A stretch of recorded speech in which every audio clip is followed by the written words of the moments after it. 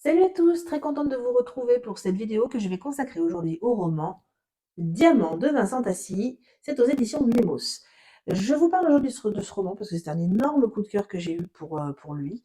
Et c'est autant pour la plume que pour les personnes de Vincent Tassi que j'ai eu la chance de rencontrer du coup 2 fois sur 2 salons différents.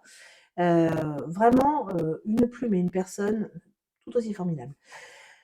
Alors, je vous laisse profiter déjà de la couve qui annonce déjà quelque chose de très, comment dire, de très poétique, de très délétère, très fantasmagorique. Et c'est exactement ce qui va ressortir de ce roman. Je vous parle déjà de l'histoire et je vous parle des impressions de lecture après.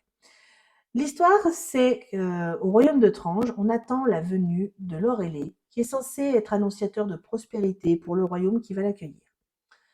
L'Orélé est une espèce d'ange qui tombe du ciel, et Dolbreuse, qui est le conseiller de la reine, a des visions. C'est lui, donc c'est lui, on va dire, comment dire, pas un voyant, mais voilà, c'est une personne qui a des visions, qui est capable de conseiller parce il arrive à percevoir l'avenir dans ses visions, que ce soit, alors lui, sa spécialité, c'est dans l'art floral, voilà, dans les fleurs. Il met une bassine d'eau, des fleurs et il voit l'avenir. Il a des visions en tout cas. Donc c'est lui qui va voir les signes annonciateurs de la venue de l'Aurélie sur Terre. Donc le royaume est en liesse parce qu'ils attendent énormément de la venue de l'Aurélie. Seulement, c'est pas la liesse au sein de tout le royaume, et notamment au sein du château et plutôt de la famille royale. La reine comme les princesses sont assez fébriles. Et la reine, on comprend qu'il y a un souci avec elle. Vous allez vite comprendre, elle a un petit souci avec l'alcool déjà. Elle a été abandonnée par son roi il y a énormément d'années en arrière, quand les princesses étaient petites. Et du coup, elle, en ayant perdu son mari, qui était l'amour de sa vie, ça a beau être une reine très, voilà, elle tient son royaume, tout ça. Malgré tout, là, on sent qu'elle est sur la fin, elle s'étiole et on a presque l'impression qu'elle attend pas grand-chose finalement de la venue de l'Aurélie. Elle a une princesse, alors l'aînée de ses princesses, c'est une jeune fille très effacée on a l'impression qu'elle est un petit peu, un petit peu pas toute là. On mise pas gros sur son avenir en tant que reine. Et la cadette, elle, bah, elle est très, c'est celle qui tient pas en place, qui veut pas aller en cours, qui veut rien apprendre et qui en a rien à faire. Et voilà, elle faut derrière, elle veut pas, voilà, la royauté, c'est pas pour elle. Et pourtant, c'est sur elle que finalement beaucoup de choses vont peser. Je vous en dis pas plus sur cet aspect-là.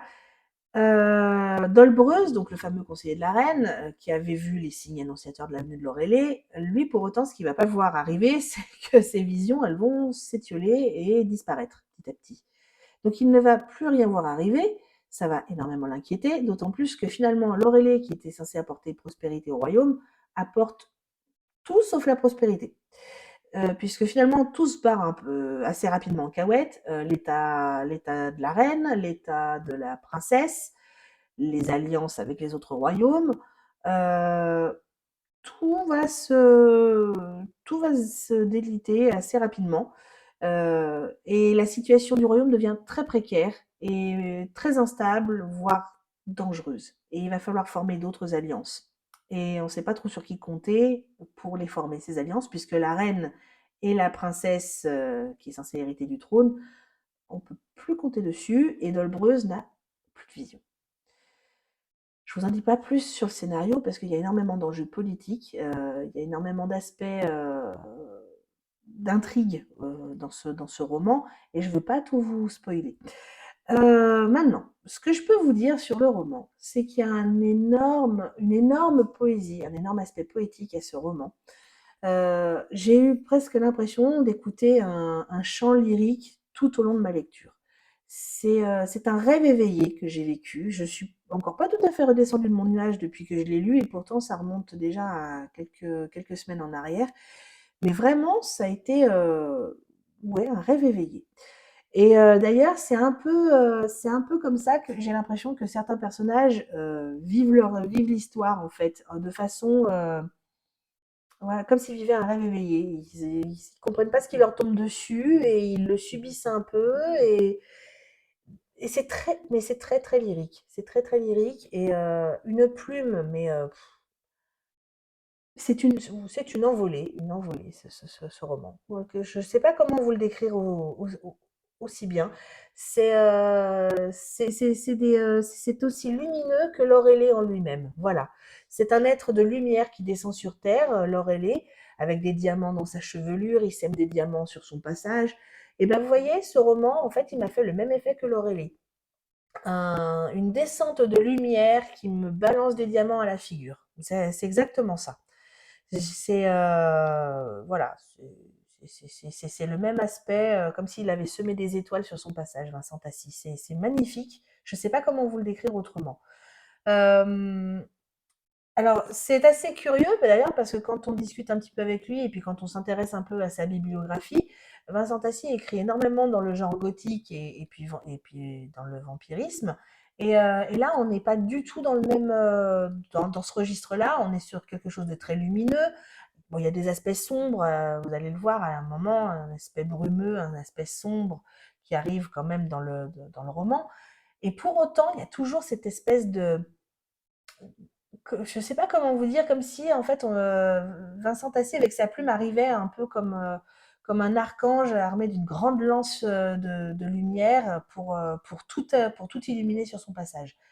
C'est impressionnant. Moi, je sais même plus 5 étoiles sur 5 que je l'ai mis, c'est 5 étoiles plus plus, quoi. C'est vraiment, je vous dis, un coup de cœur. Je vous invite vraiment à le lire parce que ça m'a laissé une impression phénoménal. J'attends énormément d'avis de lecture venant de vous parce que je suis curieuse de savoir si ça a généré autant d'émotions chez vous que chez moi. Voilà.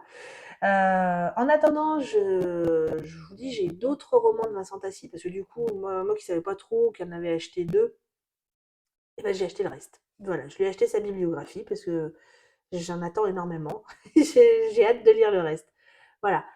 En attendant, bah, comme je vous ai dit, dites-moi en commentaire ce que vous en avez pensé, si vous l'avez lu, ou si du coup je vous ai donné envie de le lire. Et puis bah, en attendant la prochaine, lisez.